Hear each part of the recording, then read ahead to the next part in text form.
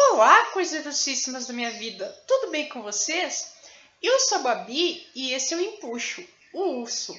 No nosso primeiro vídeo sobre aviação, amadinhos e florzinhas, nós iremos falar sobre um avião super fofo que possui 3 motores, cauda com empenagem em T, foi projetado com a ajuda do mago Joe Sutter, chegou a bater vários recordes de velocidade nos ares e foi o modelo mais vendido do mundo por muitos anos. Já sabem de qual avião eu estou falando, amadinhos? Então embarquem comigo e com o Empuxo nessa maravilhinha da aventura. Roda a vinheta!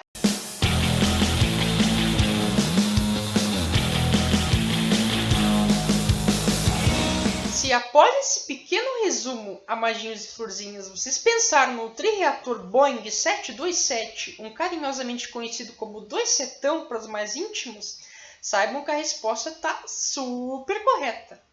Após o sucesso estrondoso do ursíssimo Boeing 707, avião este que foi um dos principais expoentes da sacudida geral que foi a era do jato na aviação civil, a Boeing e as companhias aéreas norte-americanas United Airlines, American Airlines e Eastern Airlines se sentaram na mesa para aquele café com molinho delicioso a partir do ano de 1956. Visando debater a criação de um avião que atendesse especificamente a crescente demanda de voos domésticos e que, de preferência, pudesse decolar e pousar em aeroportos que tivessem pistas mais curtas, um mercado que o 707 não conseguia atender tão bem. Além disso, outras exigências feitas pelas 3 companhias aéreas foram de que o novo avião teria que ter a combinação de alta velocidade em voo de cruzeiro e também uma mais baixinha, no segmento de aproximação e pouso de um voo, sem correr qualquer risco de mergulhar naquele tipo de stall cabuloso. As razões de descida e de subida obrigatoriamente teriam que ser mais acentuadas, possibilitando uma operação mais compacta em relação ao tempo do processo que inclui pouso, decolagem e, claro, a parte inicial da subida. Tudo isso com pouco ruído na cabine e garantindo lucratividade imediata. Ufa, vocês acharam isso tudo difícil, não é, amadinhos? Vocês ainda não viram nada. Essas foram apenas algumas das dificuldades que o projeto do 727 enfrentou no início. A United ainda especificou que esse avião fosse apto para operar a partir do aeroporto de Denver, no estado norte-americano no Colorado. Só que havia um pequeno probleminha nessa sugestão, amadinhos. Esse aeroporto fica a 3.000 metros de altitude. Normalmente tem uma temperatura baixíssima e o avião teria que suportar, no mínimo, 70% da ocupação máxima dele, tendo ainda alcance suficiente para poder voar até Chicago. Resumindo, uma sugestão que desafiava a tecnologia disponível dos motores a jato e a reação da época como um todo, já que eles tinham uma potência total muito baixa e pouca taxa de derivação. Puxado, né? Com todas as companhias de acordo em relação às exigências principais, amadinhos, faltava apenas elas chegarem em consenso em relação ao número de motores. A United queria 4 por ser uma configuração já consolidada na época e por atender às demandas que ela pediu para operar esses voos em Denver. A American Airlines sugeriu 2 motores por questões de economia, só que aí veio a Eastern e apareceu com a ideia de fazer o 727 com 3 motores, porque ela queria que o avião fosse uma espécie de coringa, que servisse também para botar ele em alguns voos internacionais que ela tinha para o Caribe e para a América Central, para poder driblar assim aquelas regrinhas de voos ETOPS. Mas o regulamento ETOPS é melhor deixar para um outro vídeo. Assim sendo, lindezas, a sugestão da Eastern foi super bem aceita pelas outras duas. Como vocês podem ver nessa fotinha, a Boeing testou muitas configurações, desde motores nas asas, leme duplo, motor central pendurado na deriva do avião no melhor estilo DC-10, até chegar na configuração do terceiro motor com o duto em S, a serpentina, com os outros 2 motores presos no cone de cauda, com a fofíssima e eficiente empenagem T que a gente conhece hoje. O desenho de cabine foi herdado do 707 para, claro, reduzir custos do projeto. Ou seja, seriam necessários 3 membros na tripulação em relação à condução do avião: piloto, copiloto e o engenheiro de voo. Ainda em relação aos motores, amadinhos, o Boeing 727 foi inicialmente concebido para receber os motores Rolls-Royce Spey, mas a Boeing, a pedido da Easter, achou melhor ir atrás da Pratt & Whitney e logo se encantou com o motor J52 que ela projetou para o caça da Marinha Americana do Raymond X6 Intruder. E foi assim que o lendário motor JT8D acabou nascendo. Ele nada mais era que uma versão civil do motor do Intruder. Ei, Puxo, que tal você mostrar pra gente as principais características e as principais versões do avião, amadinho? Roda a vinheta. Então deixa comigo, querida. Então, pessoal, ele foi oficialmente fabricado nas versões 727-100, que levava de 94 a 131 passageiros, tinha 40,59 metros de comprimento e era equipado com 3 motores Pratt & Whitney JT8D, que eram dotados de 14.500 libras de empuxo cada um.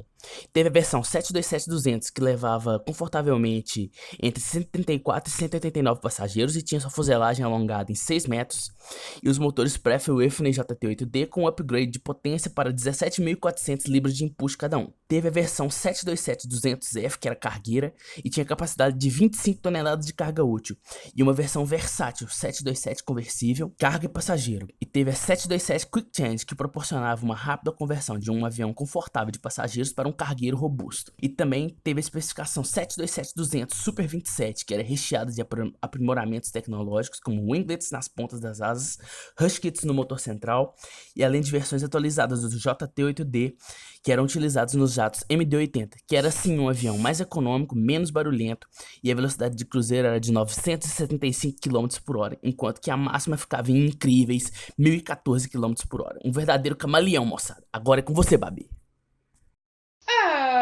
Obrigada, amadinho. Você é uma fofura, sabia? Obrigada mesmo. Então, amadinhos, como eu estava dizendo, o Boeing 727 ficou marcado na história da aviação civil por apresentar diversas inovações, como a asa limpinha feita uma lâmina com enflechamento de 32,5 graus. Elas eram equipadas com flaps e slats tamanho família do tipo Krieger de fenda tripla. Estavam posicionados nos modos de ataque e de fuga dessa asa. Além disso, contava com reversores de empuxo nos 3 motores, freios nas 3 pernocas do trem de pouso e também ágeis sistemas de comando hidráulico projetados por Bob Rickle, o mesmo engenheiro que projetou comandos parecidos para o fofíssimo turbo-hélice Lockheed Electra. Essas características tornavam ele um avião suave como manteiguinha em termos de manobrabilidade. Ele era muito dócil mesmo.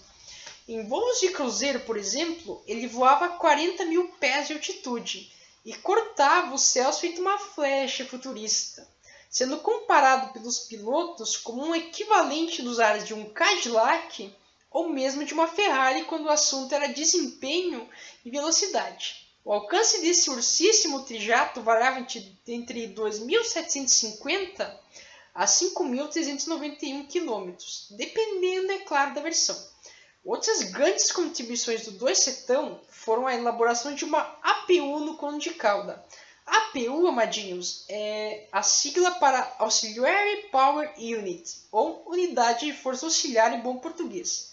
Ela não gera empuxo para o avião, que fique bem claro, mas ela fornecia a energia elétrica necessária de maneira autônoma quando ele estava no solo e permitia também a partida automatizada dos motores, além, é claro, da prática escada ventral de embarque de passageiros.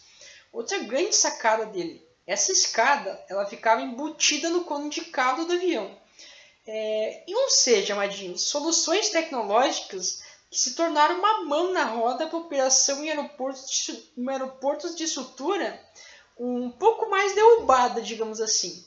O primeiro voo do Boeing 727 ocorreu no histórico dia 9 de fevereiro de 1963, onde ele enfrentou alguns pequenos percalços, mas, após exaustivos e puxados voos de teste, o avião, enfim, foi homologado pela FAA no dia 24 de dezembro de 63 para realizar voos comerciais. Literalmente um presentão de Natal para Boeing, não é, amadinhos? Piadas infames à parte, no início as encomendas do avião não decolaram como previsto, recebendo pedidos firmes apenas das 3 companhias incentivadoras do projeto, necessitando de um pequeno tour pelo mundo para poder convencer as aéreas de outros países a comprarem o avião, o que se demonstrou uma estratégia perfeita, por sinal, very perfect. Em pouquíssimo tempo, a Boeing conseguiu ultrapassar a encomenda da unidade número 200, que era a estimativa necessária para pagar o investimento do programa no 727, que precisava se vender 200 unidades desse tipo de aeronave para ela vingar no mercado. No dia 1º de fevereiro de 1964, a Eastern Airlines enfim estreou o primeiro Boeing 727 na versão 100 em rotas comerciais, iniciando assim uma história de sucesso que culminaria no lançamento da versão 200, maior e mais atualizada no ano de 1967, e também de versáteis versões cargueiras, sendo o último 2-setão a ser entregue, por sinal, um cargueiro para a FedEx no ano de 1984, ano em que, após um recorde absoluto de 1.832 aviões vendidos, ele enfim deixou de ser produzido, amadinhos. Mesmo sendo considerado um avião beberrão e ruidoso para voos com passageiros, naturalmente ele encontrou uma maravilhinda sobrevida nesses voos cargueiros, tendo a maioria dos modelos de passageiros existentes sido convertidas em unidades para esse fim, fazendo muito sucesso em companhias cargueiras como FedEx e UPS, por exemplo. No Brasil, ele foi operado por algumas de nossas companhias de maior renome, entre as décadas de 1970 até meados da década de 1990, como por exemplo a Cruzeiro do Sul, a Varig, a VASP e a Transbrasil. Hoje em dia, uma solitária unidade cargueira da Total Cargo ainda permanece voando nos aeroportos brasileiros com aquele ronco inconfundível que parece uma música do JT-8D. E muito provavelmente, se vocês moram perto do aeroporto de Vitória, no Espírito Santo, já deram aquele flagrativo no 727 matrícula Papa Romeu, Tango Tango Papa. Entre algumas curiosidades interessantes do Boeing 727, amadinhos, temos o fato dele ser sustentado por vários anos, dele ter possuído por vários anos, na verdade, o recorde de ser o avião mais vendido do mundo antes de ser ultrapassado em números pelo irmão menor, o Boeing 737 no caso. Além disso, ele foi o avião do polêmico e misterioso sequestro de D.B. Cooper em um voo da Northwest Airlines. Além disso, outras informações interessantes é da que ele transportou no ano de 1977 o passageiro de número 1 bilhão em aeronaves desse tipo. Até hoje um feito incrível, amadinhos. E também o de a nossa Transbrasil ter sido a maior operadora desse tipo de avião em toda a América Latina.